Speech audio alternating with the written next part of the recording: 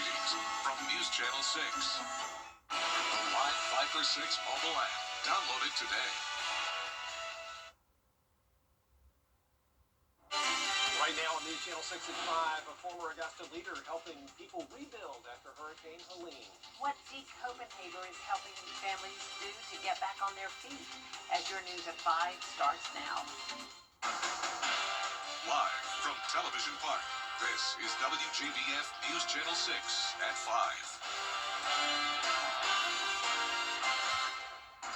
Good evening, everybody. I'm Brad Means. And I'm Jenny Montgomery. Thanks so much for joining us. Coverage you can count on begins with a group recommending changes to the city charter, taking a major step to follow the money.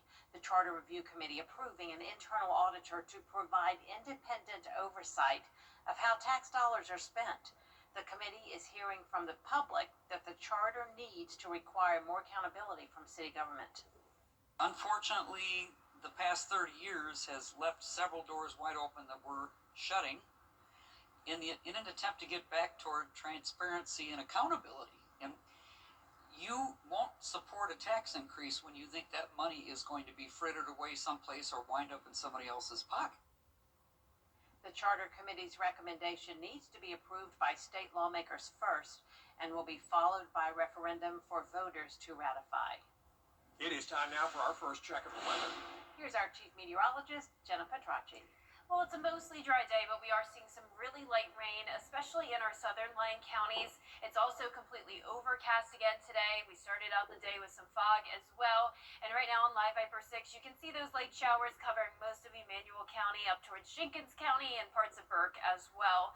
24-hour rainfall totals only showing trace amounts, though, across the majority of the CSRA. Just over a tenth of an inch now in Wrightsville and Swainsboro and over towards Sylvania. So we have a lot more rain to come. You can see as we look across the southeast, showers all along this warm front that's situated along the Gulf, and then there's some winter weather well to the north of us impacting Nashville. So here's our Terry Lambert Hyundai Skyview cam. Very cloudy out there looking at the station at Television Park, and our current temperatures are in the upper 40s to low 50s. 50 exactly in Augusta, 46 in Millen, 49 in Sylvania, 46 in Gibson, and 47 in Lincolnton. The winds are only up to around 6 miles per hour, so just a light breeze. And for the rest of our evening, we can expect those temperatures to stay in the 40s. We're going to continue to see some light showers, so keep that in mind for any outdoor plans, including the Christmas tree lighting over in Columbia County. So over the next 3 days, those rain chances are only going to rise, especially tomorrow, up to a 90% chance, and then the rain chances finally start to go down by Sunday. I'll have a look at your futurecast coming up, but back to you, Brad. Jenna, thanks. A former Augusta mayor leading the effort to help people still recovering from Hurricane Helene. The city has finished storm cleanup, but Deke Copenhagen says there are many here who still need disaster assistance. As Graham Lee reports. Nearly 15 months since Hurricane Helene, many homes in Augusta are still showing scars from the massive storm.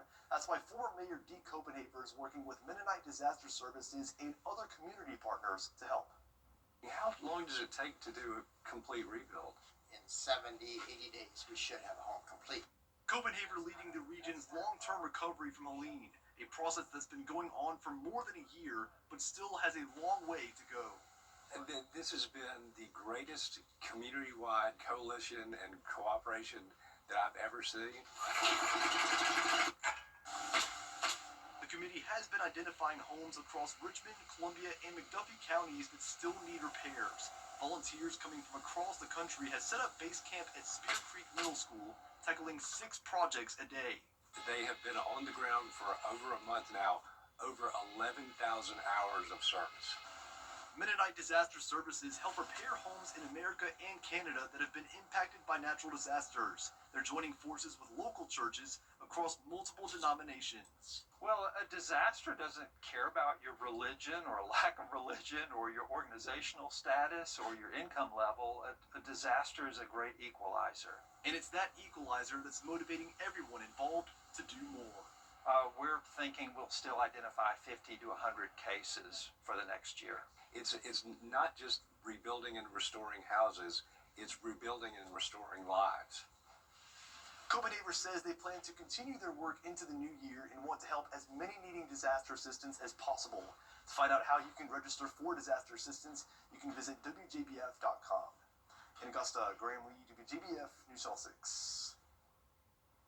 Happening now, it is Christmas in Columbia County. Some exciting holiday events scheduled for tonight at Evans Town Center Park. Francis Floresca is live at the park now with more. Hello, Francis. Hey there, Jenny. Oh my goodness, a lot of people are coming out here at the Columbia County Christmas tree lighting tonight. The tree lighting starts at 6 p.m. tonight, and the event will go on until 9 p.m. It truly is one of the county's biggest events of the year. The popular event at Evanstown Center, it will allow a lot of people to enjoy a lot of ice skating as well as photo opportunities with Santa and the Grinch, and there will also be vendors around the area throughout the night for eating and for people to enjoy. This year we have over 75 local vendors that will be here, craft vendors, other type vendors, tons of food and beverage options. So we're going to come all the way from here at Evanstown Center Park down to our market pavilion. So it's going to run all the way from up here down into the plaza and over into the market pavilion. So lots of things for people to see, lots of activities for people to do.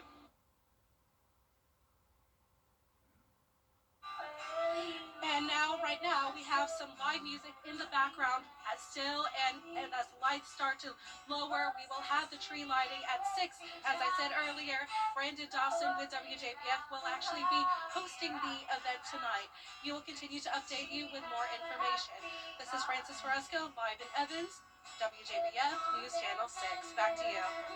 Francis, we thank you. Policy experts, meanwhile, saying the enhanced premium tax credits that are going to expire at the end of the year could impact people in rural Georgia and low-income households. In fact, Georgia's lieutenant governor is saying the state has done all it can to help stabilize rural hospital, expand rural health care programs, and support graduate medical education.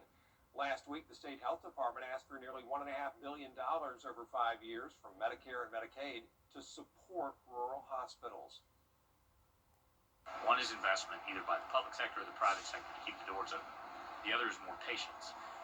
If Medicaid funding is further cut, if some people are priced out of the insurance marketplace by these increases that we know are coming with the Affordable Care Act premium subsidies, then that means fewer people are going to be able to take advantage of community hospitals.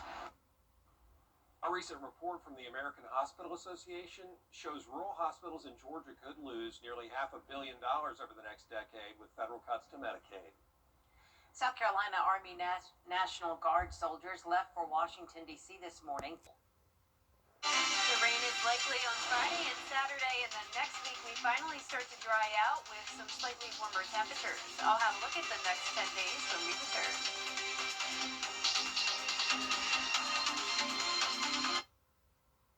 Weather headlines on WJBF News Channel 6. Brought to you by Southpaw Roofing. Roofing done right. Roddy Player here with... Now, your most accurate forecast with WJBF Live 5 for 6. Welcome back. You're taking a look at a blanket of cloud cover here in Augusta. This is our Terry Lambert Hyundai Skyview cam. We've had some periods of light rain come through town, some very, very light activity. I'm talking drizzle and mist, along with the foggy start we had to the day. So right now we're sitting at 50 degrees with those overcast skies, a south wind coming in at 6 miles per hour. Dew point's still pretty low, limiting us from seeing any heavier downpours at this time. Current temperatures are mostly in the 40s, so the cold air continues. And here's our satellite and radar. You can tell by this blue color here how light the rain is. Right across Augusta, we do have some of those light showers, and then also down in our southern line counties. Zooming out, there's more widespread steady rain over in South Georgia. That'll continue to push into the area tonight. We have this warm front attached to an area of low pressure in the Gulf, and this is going to be our rainmaker as we go into the next few days. So your Friday forecast does continue to look very wet, starting out in the mid-40s, and the temperatures really not budging much. We'll only top off at around 50 degrees tomorrow. And then looking ahead to this weekend, we do have a lot of events leading up to Christmas time. The parade's happening both Saturday and Sunday, and Saturday definitely looks like one of our wetter days of the week. So an 80% chance of showers. Most of it is going to be light, and then there could be a few lingering showers throughout the day on Sunday as well. But Sunday definitely looks a bit better for outdoor plans. So for the Augusta Christmas Parade starting at 1 p.m. on Saturday afternoon, temperatures are going to be in the low 50s, cloudy skies with those light showers likely coming down. So rain chances are going to dwindle down next week. We're actually going to be dry and mostly sunny next Tuesday and Wednesday, so that'll be a treat after all this rain that we're seeing. Here's tonight at 8 p.m., all just light showers, but notice it moves across the entire area overnight, so it is going to be a rainy start to your Friday morning. And then Friday is when we'll start to see some heavier downpours. There's at 8 a.m., so keep that in mind. We're not expecting any thunderstorms, but be very careful if you're out and about driving in that heavier rain. And then by Friday at 4 p.m., just more of the same. It's just rounds and rounds of rainfall coming in. This continues through Friday night and even into the overnight hours, so the rain just looks to stick around throughout the majority of the day on Saturday. There's 10 o'clock in the morning, and then once again, right around the time of the Augusta Parade in the afternoon, the rain is still across the entire CSRA. Heavier downpours more likely in our southern lying counties. So once again, most of this rain is going to be light, so it's not a huge damper on plans, but you will want rain jackets with you if you're out and about, and rainfall totals will amount to anywhere from a half an inch to an inch and a half in most places, but our southern line counties may even get up to 2 inches. And we did have an update with our drought monitor, and notice that severe level 3 drought now extends into the southern portion of Richmond and Aiken counties. So the good news is that we really will benefit from all this rain. It's just coming down a lot in a short period of time. But lows tonight are in the upper 30s to low 40s, highs tomorrow in the upper 40s to low 50s, and your 10-day forecast showing a pretty nice week. Starting on Tuesday, we're going to be back to sunshine, 52 degrees as our high still, but then we'll be in the upper 50s as we go into the middle of next week, with those lows staying around the freezing mark. And if you have been wondering why this past hurricane season was so quiet, meteorologist Miller Hyatt and Avery Gray have the answer in this week's episode of the Partly Cloudy podcast. Let's take a look. Whenever we don't have those conditions that are perfect and in place for those storms to form, of course we're going to see a lot less of them. And so that's why this year we only saw 13 named storms. Majority of our storms curved out to sea, and a lot of times we had a trough, cold fronts sort of steering it out to sea, so that was really our saving grace here. These cold fronts acted as a wall and blocked all these systems from heading our way. Bermuda High was our best friend this season. We saw many storms take a curve, bringing some very close calls, as we had mentioned, to our area, but none of them making landfall as a hurricane this year. So our first hurricane that we had was Hurricane Erin, and that also was the first rapid intensification we saw throughout this hurricane season. Erin, Gabrielle, Humberto, and Melissa went through rapid intensification, 50 plus knots in 24 hours. Well, good information there. And to learn more about this historic hurricane season and all the powerful storms we saw, tune into the Partly Cloudy podcast tomorrow at 8 a.m. on WJBF 6 Plus on your streaming device. That sounds good. Thank you, Jenna. Up next, a family business spreading holiday cheer. How their 40-year-old family recipe has been making spirits bright. After the break. It's a fool's play to take on. An eggnog company in North Carolina is rich in flavor and history. John Lee gives us a behind-the-scenes look at their story. Let's show you labeling the bottle first. On this day, there aren't enough cooks in the kitchen. You see, the elephant in the room is who's not in the room. I can make some noise for you. How did Mom make this look so easy? Well, that was a fail. Eduardo Andrade and sister Genesis Carver walked us through the steps of a 40-year-old family recipe. That's the foundation of their business, Carolina Eggnog in Mount Holly. Everybody smiles, because all I can remember is me, my sister, my mom, my dad cooking eggnog in our little, small kitchen at home. I can throw cinnamon, whatever you want in it. Like, my mom just has it, memorized. Hey, open this. Dash of nutmeg. Not to stir the pot, but the impetus for the family business, Mom Kathy Troll basically avoided us like the plague. Well, where is your mom? So my mom is very camera shy. Me and my sister, we tried to beg her to get on camera. Carolina Eggnog represents the heritage and years of sacrifice since Kathy immigrated from Panama more than 25 years ago. They launched the venture because they saw a void in the market. Tell all our customers, it's not your grandma's eggnog. And the reason that is because Latin American eggnog is a lot sweeter. You just have to taste it. The product that reminds them of holidays at home is made close to home. Where we're sitting right now was literally a one-car garage. They turn their garage into a production facility.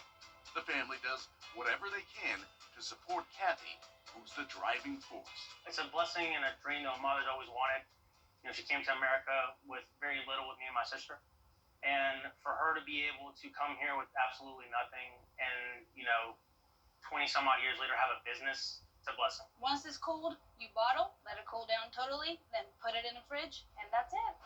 Occasionally, the humble heart of the story wants no part of being on camera, but it was still a pleasure meeting Kathy through her children. She really is a humble person. She loves to be behind the scenes.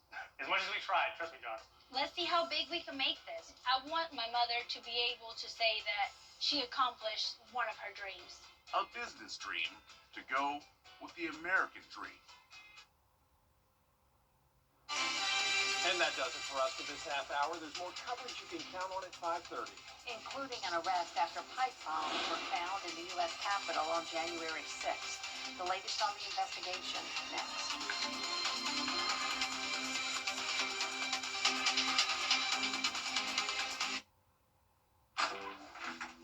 And on that Ashley.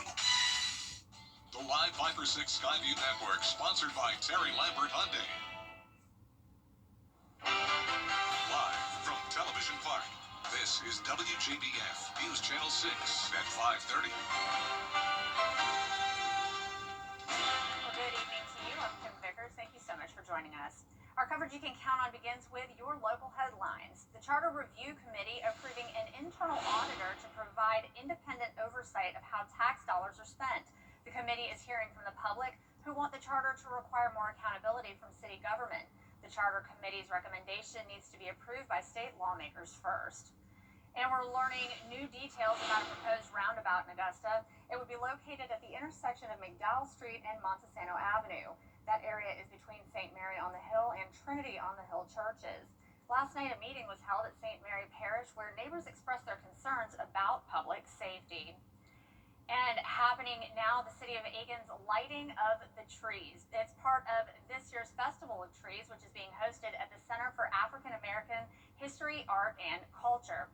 The Festival of Trees will be open to the public through Saturday, January 3rd. Visiting hours are Wednesday through Saturday from 10 a.m. to 3 p.m.